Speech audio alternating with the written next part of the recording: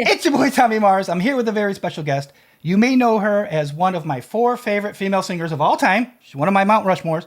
You may know her as Asia's Phoenix. You may know her simply as Maury. It's Morissette. How you doing today, Maury? Hey Tommy, I'm so honored to be here. Thank you. Thank you for having me. Thank you. Thank you. All right, so I'd like to start this a little different than I normally do. Normally, I would save this sort of thing to the end, but let's talk about the Mowienatics. We got to talk about your fans. So they're an incredible fan base. I mean, they are lively, they're nice, they're sweet, they're supportive. Can you just talk about them, what they mean to you, and how they've made an impact in your life? I mean, they've really become family. And truthfully, because I've been in the industry for like 10 years, and I started with me and my mom, and I also come from a different province here in the Philippines. I come from Cebu, flew over to Manila. It's kind of like in another state and then going to California or New York to pursue my dream. So that was kind of my story. And especially when I was starting my career, my friends were usually the fans. And up until right now, I still have just fans who've really become friends and eventually became like super close, like family. And so I'm just really, really grateful. And especially during this pandemic, you know, how everything's just so restricted and with the EP coming out, and I'm not able to really just go out and promote it. But the fans have been just giving all out effort with signature and just putting it in different platforms and spreading the word. So, I mean, and right now it's charting. It's so crazy. It's charting everywhere. I really have them to thank. So, I'm really, really grateful for my fans. Super, and then they love you. They love you. Oh, really? Oh, well, thank you. The They love feeling's your mutual, but content. this thing has been blazing since it came out on Friday. So of course, you know, as soon as it was available here, I mean, I went and bought it. Because I'm just a fan. I mean, of all these interviews and stuff, honestly, it just comes down to I'm just a fan. I'm a fan of music, but then when I hear somebody like you, and I'm like, wait, what? I'm like, that's a whole different level to me. But when I was listening to it, something started. This is kind of what happens with my brain when I'm previewing a record. I started thinking about your all your vocal stuff, and I was thinking, wow, I wonder how long it took for her to track these. And I was thinking, you know what? I'm going to ask her that. So, how long did you spend tracking like these vocals? And the follow up is, how long do you take in between sessions? Like, how much time do you need recovery time when you're doing vocals? So our process with because we put out Love You Still first back in November and then Phoenix in February. So right after Phoenix was out, and we finished Phoenix in December and then released it in February. Right away we worked on the 3 tracks, and we recorded all the songs three. I mean, recorded them 3 separate days, and I don't think I remember how long each took. I got one evening. Everything was just one evening, including the harmonies, What? including the riffs, including all the ad libs and everything. Just one night for everything. And I mean, it's me and my fiance working on the tracks just at home. He has his setup is complete, and he's also a musician, so we're just able to throw ideas while we're in our mini studio. But yeah, usually it's just one night. But if we do need to do any edits or fixing on the vocals, we do that on another day, maybe a day after. But yeah, Love it's it. pretty quick for us. Yeah. You know, it's funny because a lot of people that I speak with, including myself, like when I go to a studio, like if you book time in a studio, man, you got to get to work. You got to work. It's costing money. But the danger is sometimes when you have your own setup, I mean, you can spend 3 years recording something. But it sounds like you guys get through these pretty fast. Do you like kind of have a big board that you go through everything, or do you just kind of go on the fly and hey, let's do this, let's do this? How does that look when you're like in that writing recording session part? When we're well, definitely we have all the songs first. We decide if the song is fit for the EP, and we really just made this record for the past year. In the past year during the pandemic, it really started during the pandemic. All the songs are new. It started this year really, and we write the songs first, and when we're satisfied, we throw it over to our producer, whose his name is Sergio Ramos. He fixes the instrumental first. We fix that over first, and then we record the vocals on top of it. And then right there and then during a recording session, if I still have energy, I do the harmonies. We come up with our harmonies and our ad libs, and then when we're good with it, my fiance tweaks it, everything that needs to be fixed before throwing it back to Sergio, who's my producer, and just we finish it from there and then master it, and then we're done. Awesome. So does Sergio, does he master as well, or does I go to a different place to master it? We have our tracks mastered in the UK. His name is Streaky Mastering. Okay. My fiance also has been studying a lot of mixing and mastering also for his stuff. But yeah, we have our tracks mastered in the UK, but mixing is by our producer as well, Sergio. Yeah, I actually have some production questions, but first, actually, I don't want to leave your vocals yet. Uh, Yes. when you go into like you're okay, we're tracking vocals.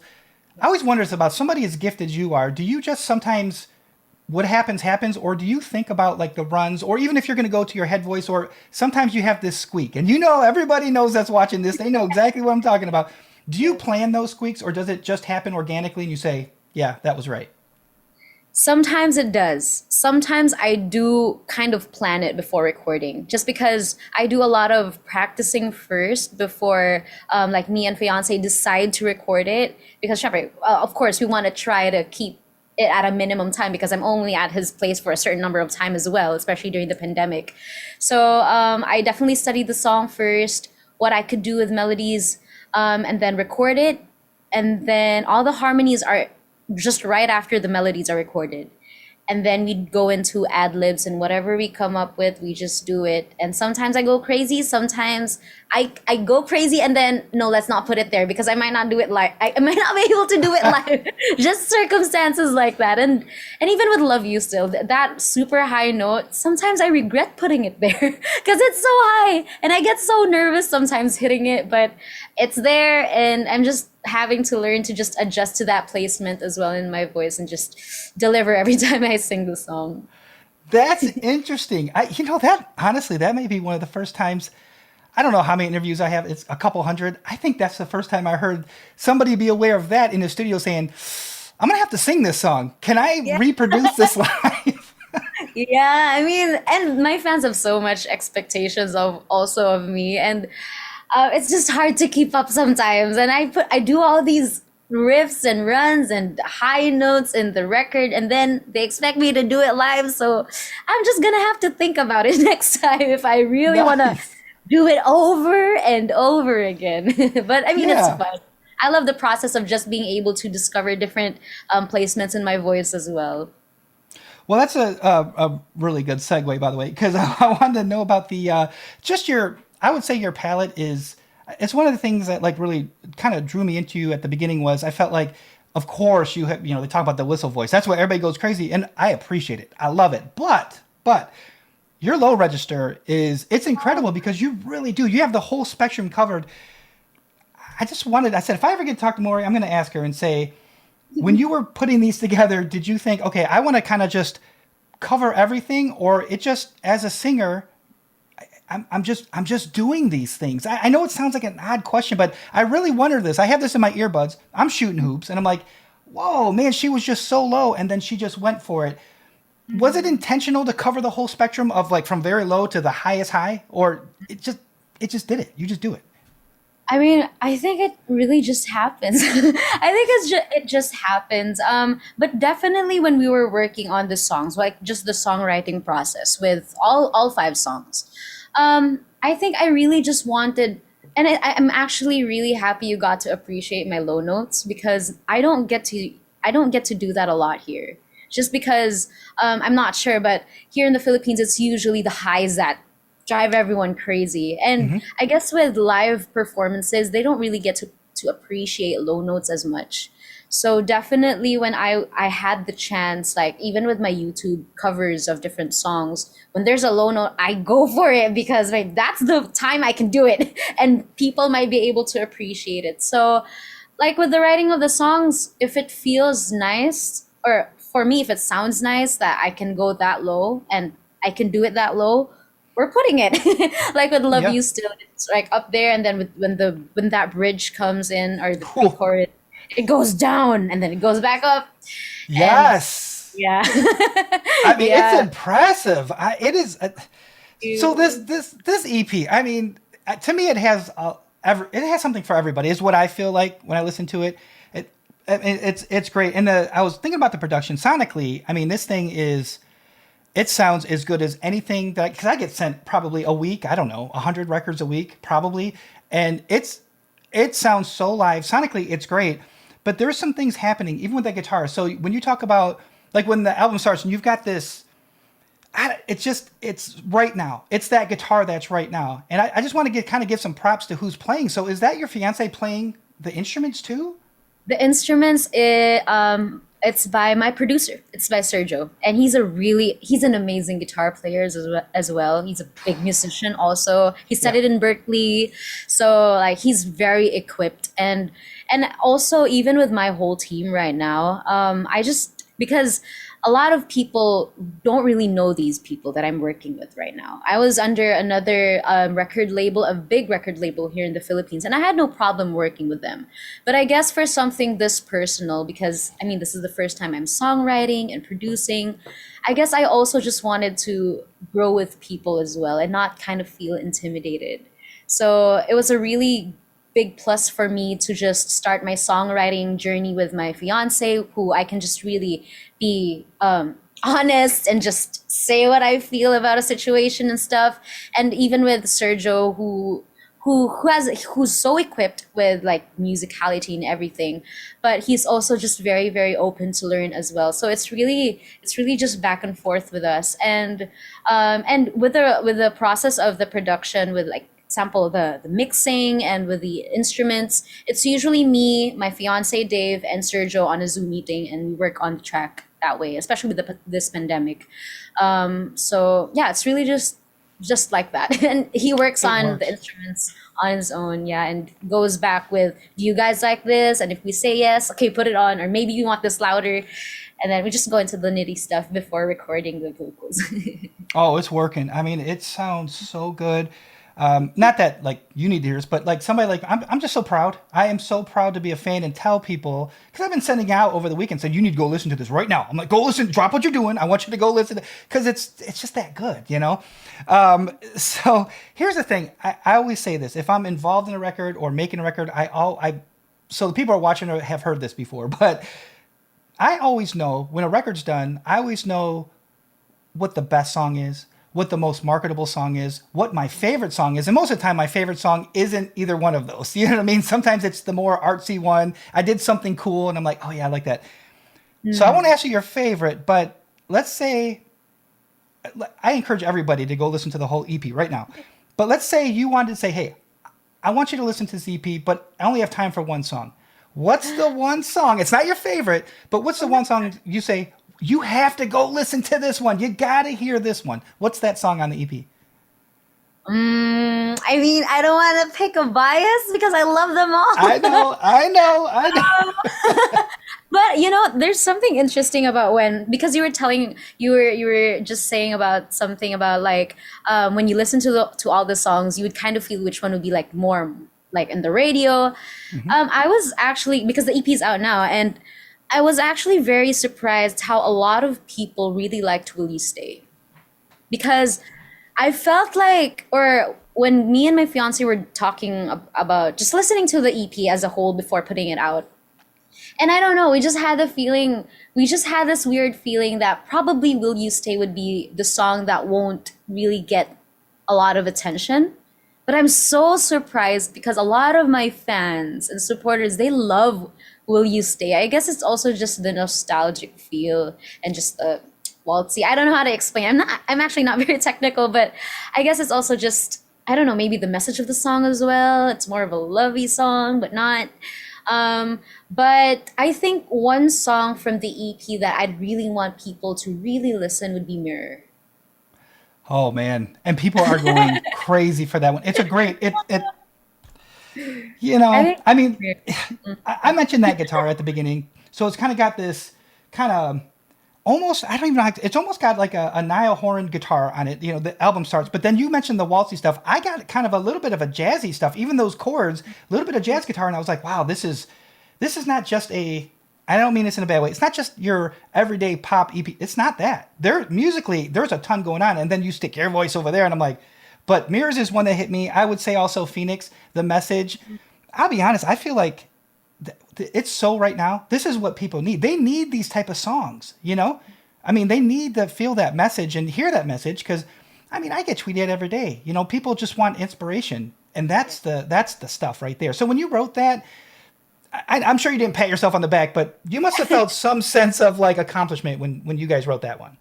Yes. I think with Phoenix, what I can really say is I actually really wanted to release Phoenix back in 2020, when the whole like the pandemic was at its peak everywhere.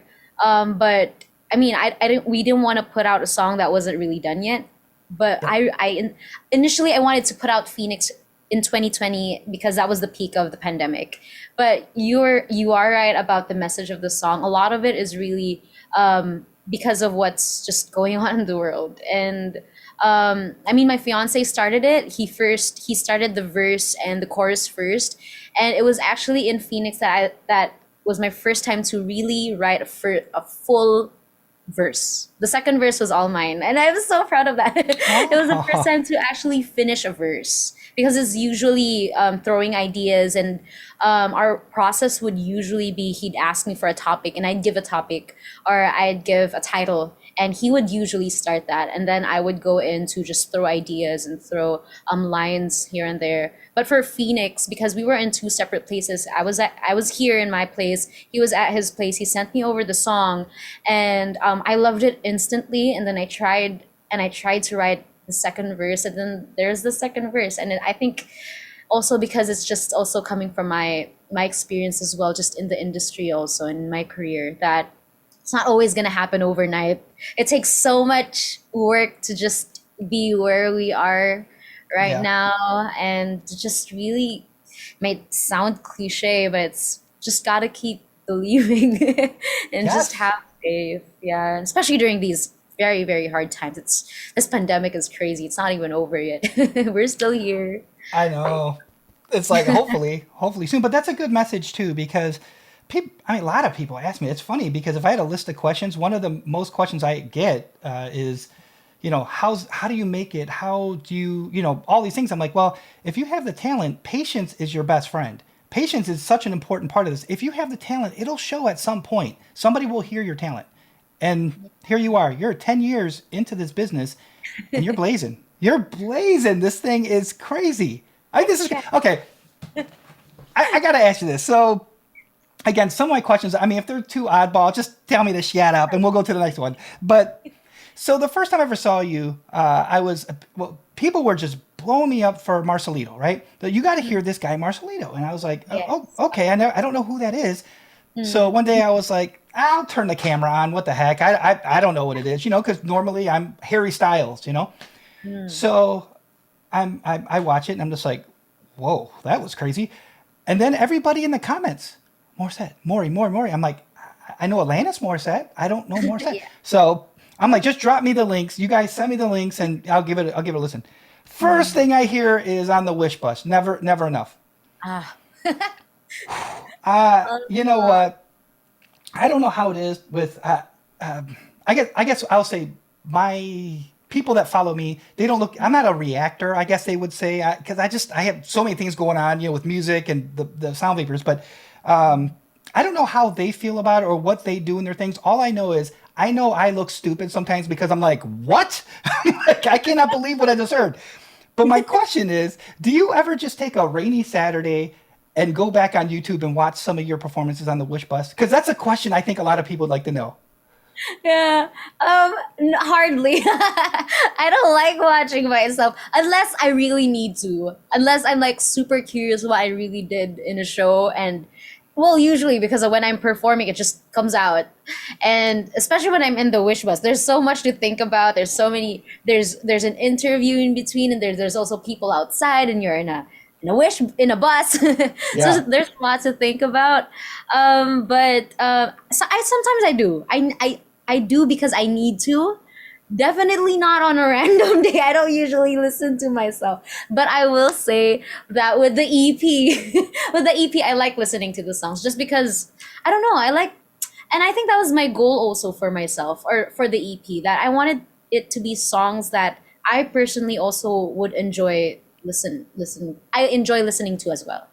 That's why a lot of all five songs are kind of like people would probably be able to really hear my musical influences, like a lot of Oh, Jessie okay. J and Demi, and sometimes Ariana Mariah there, and just everyone that I that I kind of am able to also sing with.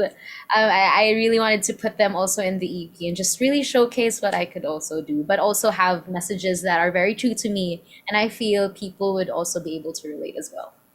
Okay, you're the best segue in the history of segues, okay? Because the next thing that I wanted to ask you is both of those things that you mentioned was like influences, favorites. Doesn't have to, I know it's putting you on the spot, but can you give me 4 or 5 of your biggest and favorite singers that just influence you on a daily basis? I mean, a lot, especially right now. But it's interesting because my music library or my listening actually changed a lot in the years. Especially when I was starting, I started in the industry joining singing competitions. I came from a province in the Philippines where singing competitions were just a thing. So Okay. that's how I started. And my listening was very Whitney Houston and Celine Dion, and a very, and just divas from the Philippines or divas here, like icons here. And then when I was working on my first album with Star Music, the record label here in the Philippines that I was signed under first, my listening was very Mariah, Ariana, because they wanted to put me there in that route with R&B.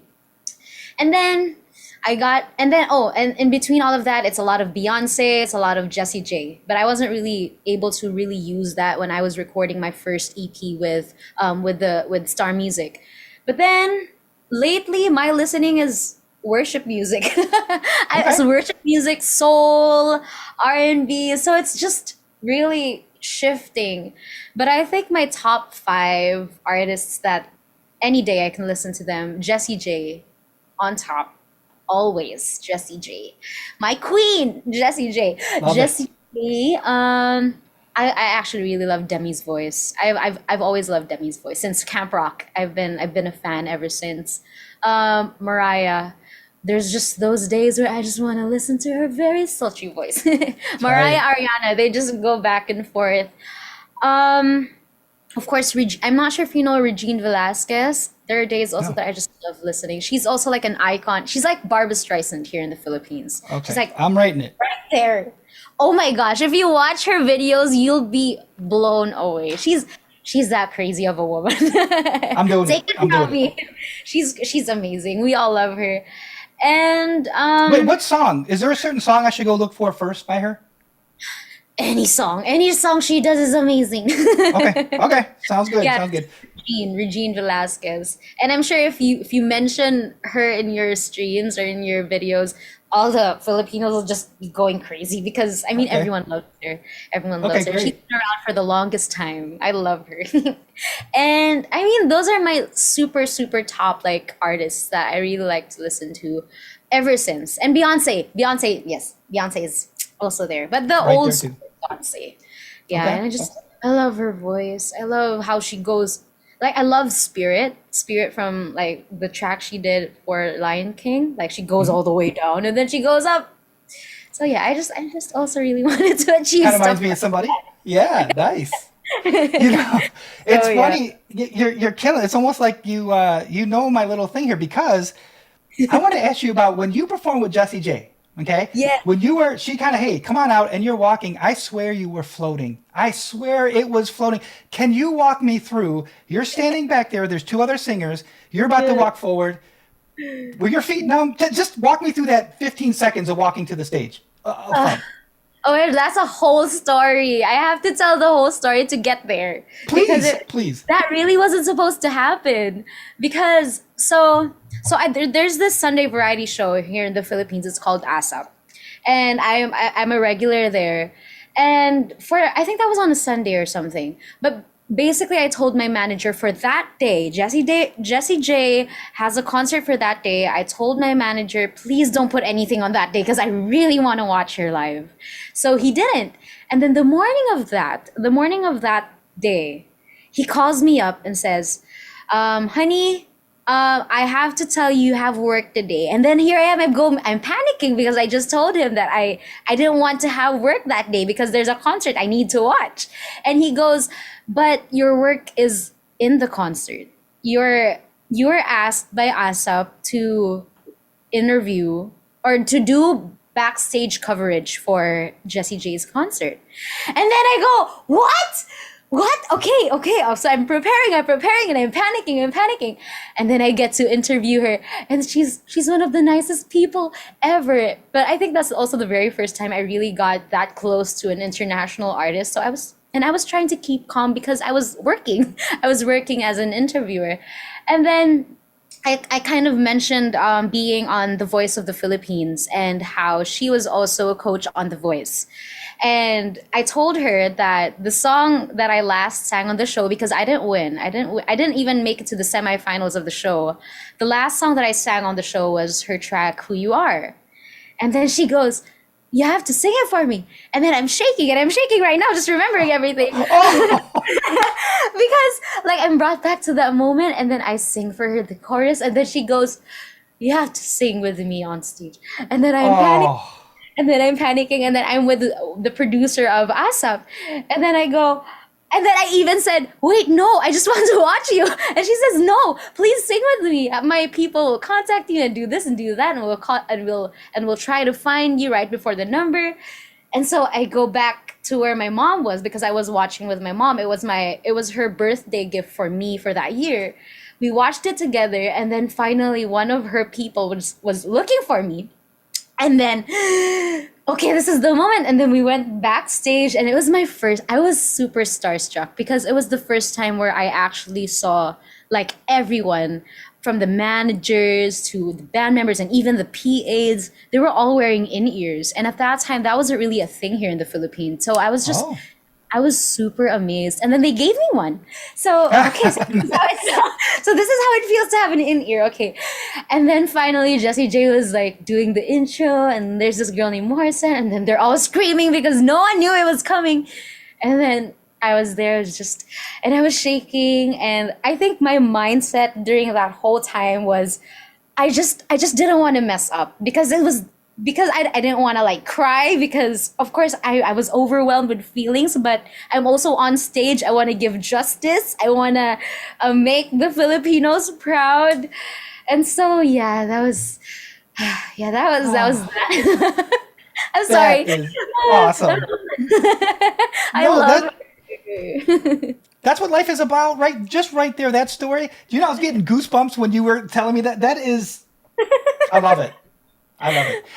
You know, I don't want to put you on spot, so if you don't want to, I'll cut it. I won't even put it in. But you talked about the chorus that she wanted you to sing. Can you spit me a few bars? Okay. How I sang it, because it's usually in a high register where the studio version's up there, and then I sing to her one of her live versions where it's down there. I go, oh wait, I'm still shaking. Wait. I'm nervous. Okay.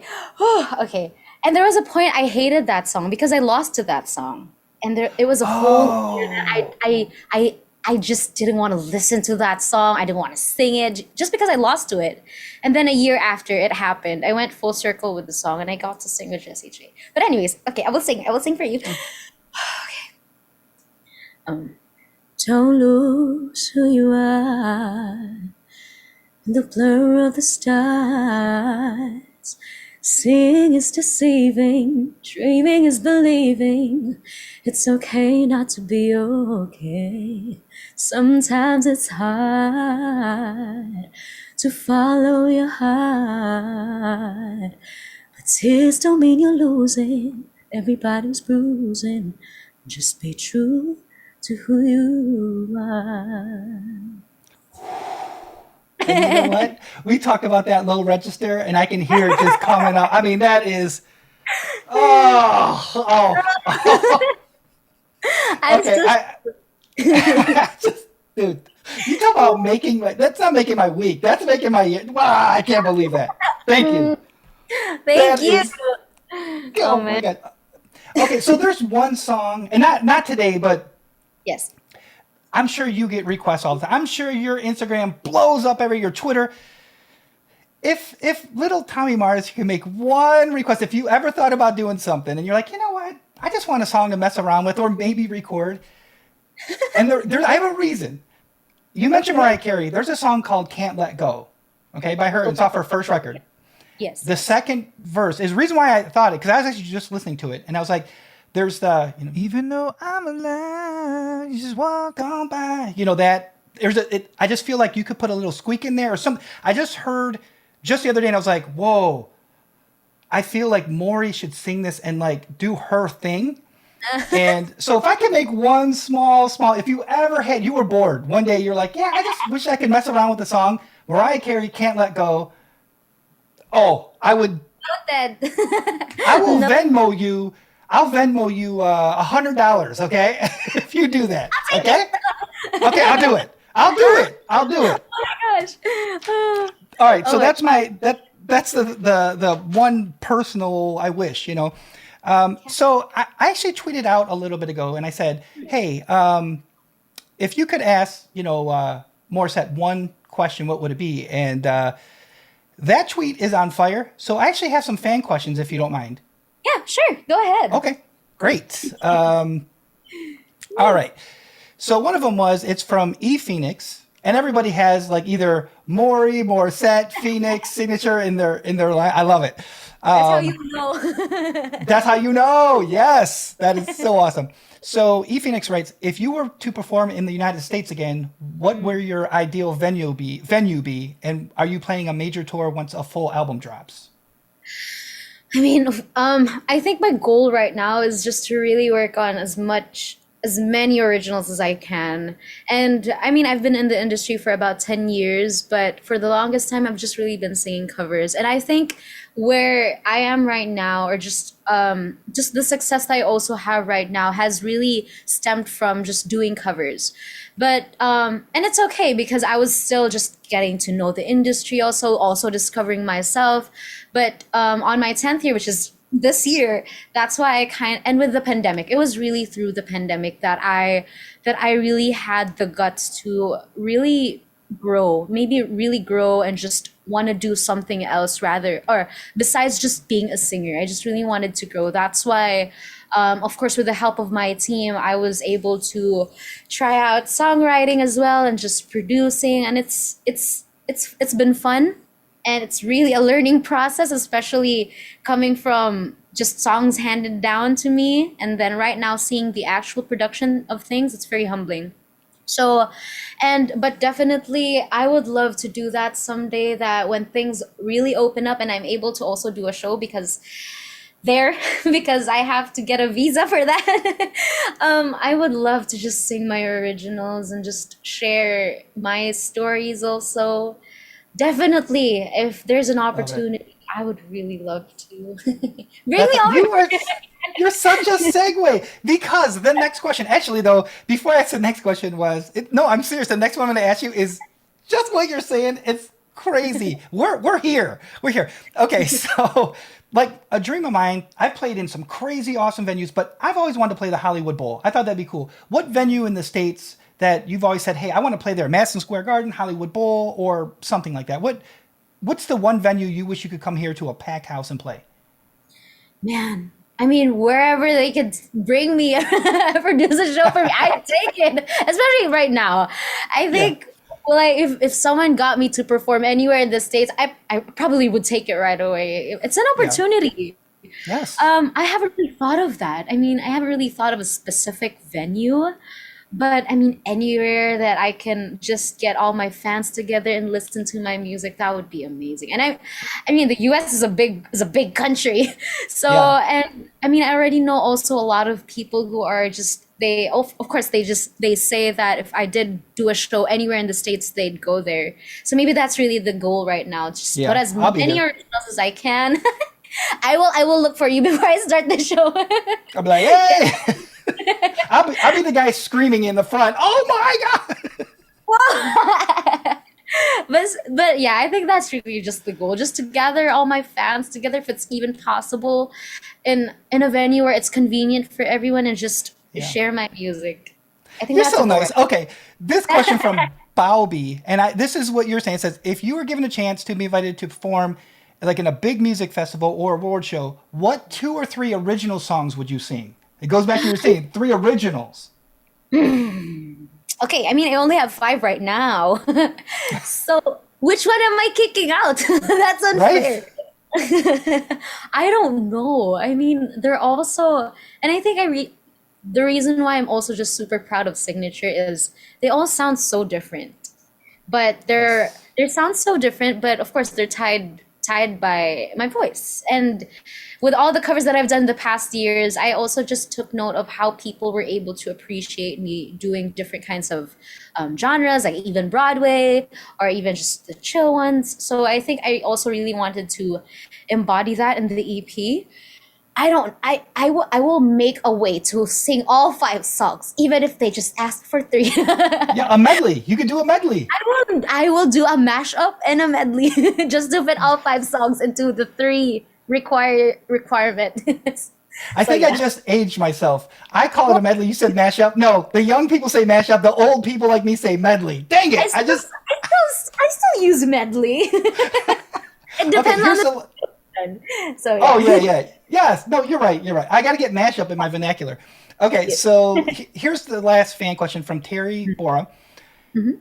I love this question. After 10 years in the industry, what is something that you know now that you wish you would have knew then? After 10 years, that it really doesn't happen overnight, Yes, because yes. I mean, I come from a province in Cebu. I started when I was 14. And at that time, I already thought I was amazing. I mean, I already thought that I could do everything at that time. But then, just with the situation and just how the human body works, that even the voice changes, it really humbles me. And I've been through so many circumstances in my career where I just really lost my voice. But because I had a job to do, I had to perform because I was getting paid, I needed to sing. So, and I think really, and this happened back in 2018, that where I drastically lost my voice, like Whoa. not no voice at all, because I had no rest. That same year, I had a major concert here in the Philippines, where I also toured it in other provinces in the Philippines as well, and also in Dubai during the hottest time of the year there. Then I was just traveling so much, and of course, I mean, not a lot of people know just the stress that your voice experiences, or just you experience when you're traveling, because you're having to deal with different time zones, you're having to deal with different weather conditions, and then there's also the job you need to do when you get to a certain place. So, and yeah, it's just so many, and I've had so many instances like that where I just really lost my voice, and it reminds me that I'm human, and I still need time to rest. And the pandemic happened just at the right time, because it really, especially during the first couple of months, when the pandemic hit here in Manila, it just really allowed me to rest first. It allowed me Yeah. to regain my voice, allowed me to just not think of the pressure and the stress, although everyone was affected by the pandemic, all our livelihoods here as well. But also because of the pandemic, I was able to just get into songwriting as well and producing. So it's not all bad, at least for me.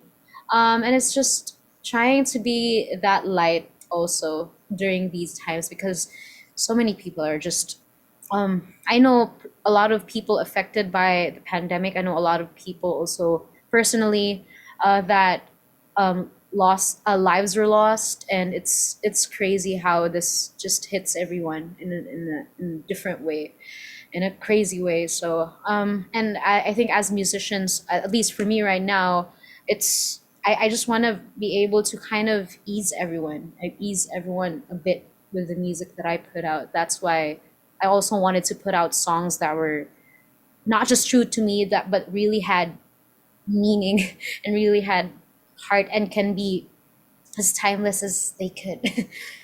Yeah, it's amazing. It's such a great thought too. And I had put like in an article once, I felt like, because obviously we never spoke before, but I just felt like she has a humbleness, but also a confidence. Because there's a line between confidence and cockiness. You have no cocky. It's all humble and confidence, you know. And I wrote that in there, but I was like, I don't know her. But after speaking, we're on the phone here for a little bit. You just, gosh, you have the total package, but you also have the total human package too. And that's an important part of it because for somebody like me, I love music, but it's hard to root for somebody that seems a little only about themselves. Here you are, you're talking about this. We're promoting your album, we're talking about signature, but you're talking about the feelings of other people and wishing other people well. It's just, I don't know, it just doesn't seem, it doesn't happen that much as people think it does when I talk to somebody. And here you are, you are destined and you deserve all the big success that you're going to have because I feel like the whole world, they're already getting to know the voice of Morissette.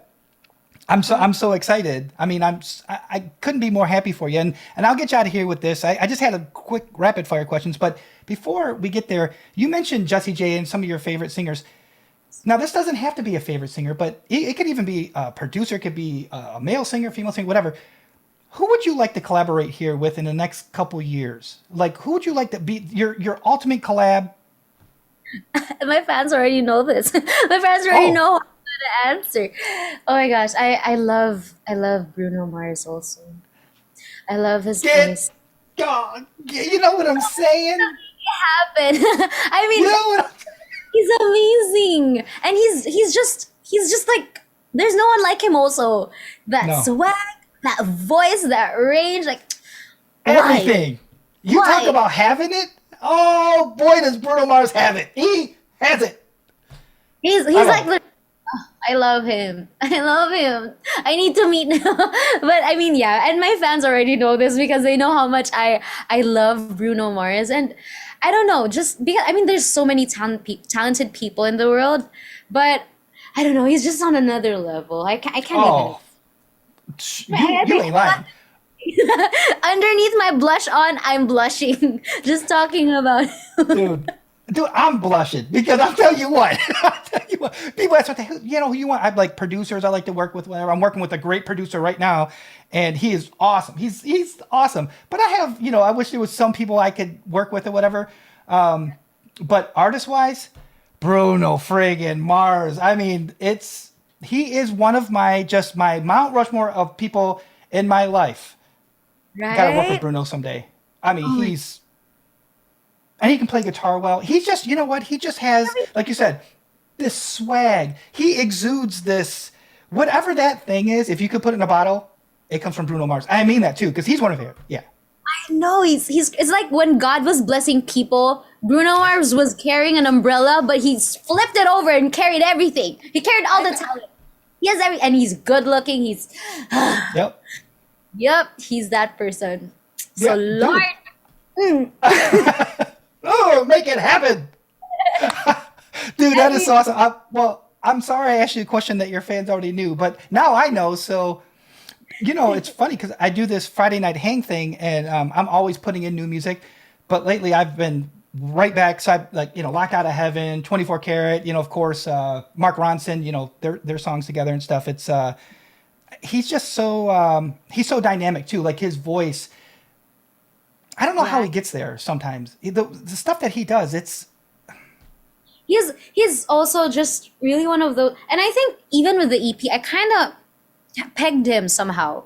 Just how he has different kinds of music out there, but what's tying everything is he's Bruno Mars. It's his voice and his swag and his magic. But he can that's do all right. the ballad songs. He can do all the songs he's doing right now. He can do all the. He can do everything. So It doesn't I even guess matter what it is, right? I If he know. has swag, if he does grenade, he does anything he does. It's just like Gorilla. It's just like it's when Gorilla, boom, and the song just explodes. It's like, oh my gosh. Right? Okay, Gold. he's gold. Oh, he's gold. All right, so I'll get you out here, rapid fire. I don't even know if this is going to even make sense to you. I have no idea. Just 4 quick questions. Okay. What's your favorite go-to junk food? You're just hanging around watching TV on the couch. What's your favorite junk food? Popcorn. Super basic. Popcorn. Wait, do Any you base. like butter, salt? Not the sweet. I hate the sweet popcorn. I'm more a salty, savory person. So, salt, Nice. butter, something very, very basic. All right. Coffee. This is very important. This is the most important question of the whole thing. Coffee or tea? Coffee. I Mm, don't like tea. I'm sorry. no coffee. Yeah. I've been sucking this the whole interview. I mean, people are gonna be watching me like, well, I guess he likes coffee. Okay. I'm one of those weird art because I don't know. Of course, artists have their own routines, and I even know artists or singers who like to have cold soda before a performance. Um, Whoa.